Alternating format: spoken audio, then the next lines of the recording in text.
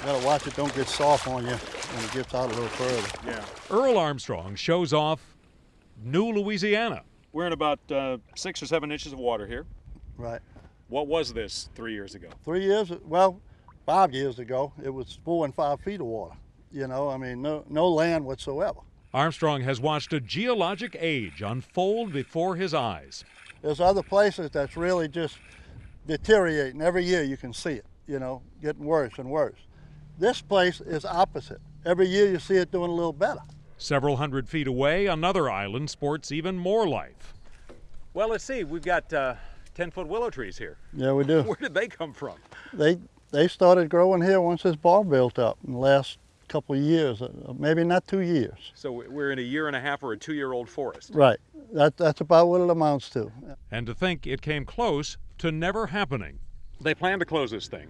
Yes. And you just wouldn't take no for an answer. No, I wouldn't, because I knew it would be the biggest mistake they ever made.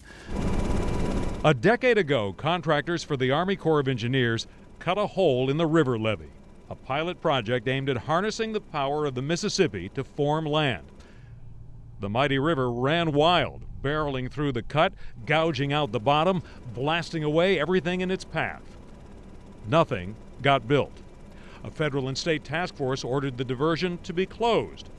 But Armstrong never stopped believing. So for years, the experts were saying this didn't work. Right. And you were saying it was working. It just needed help. You know? The cattle rancher who grew up on the river believed the diversion just needed a little help. It was running wild. In 2009, the Corps put in a sort of backstop, an artificial island that slowed down the water pouring through the levee cut. That's when we started seeing sandbars. Within 1 year, sandbars started coming up. Today, hundreds of white pelicans sit on new sandbars, part of their winter home. you're not a hydrologist, you're not a geologist, you're not an engineer. Why were you so convinced this was working? Because I've seen it happen before.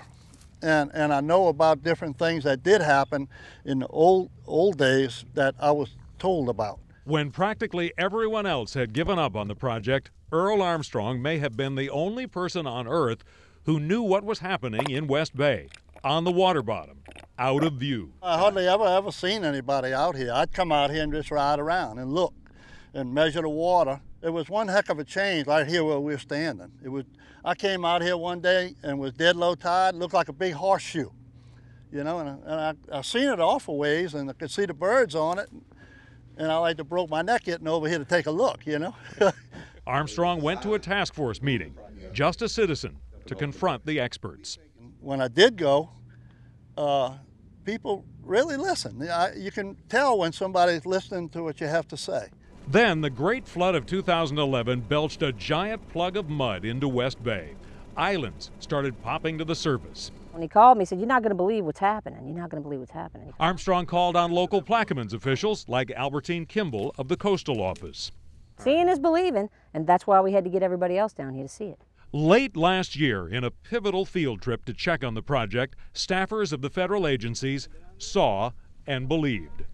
Once we set it up, Mother Nature takes over. So I think this is a good day. A giant cloud still hung over West Bay. The original deal with shipping companies called for the project to pay for any issues with navigation. An anchorage was silting in, partly because of the cut in the river. Dredging it would cost millions of dollars, devouring money for other coastal projects. All those in favor, please indicate by saying aye. Aye. All those opposed? The motion is carried. In a compromise last month, the task force agreed to pay for dredging the anchorage one more time, but keep alive West Bay. I was very happy. Brought tears to my eyes. It still does right now. Makes me happy. Long live Plaquemines Parish and West Bay Diversion. West Bay lives on, thanks in no small part to Earl Armstrong. Did you save this thing? Did I save it? I don't know if I saved it, but I rattled a lot of cages, you know, and I made a lot of noise and talked to a lot of people that made me feel I was doing the right thing.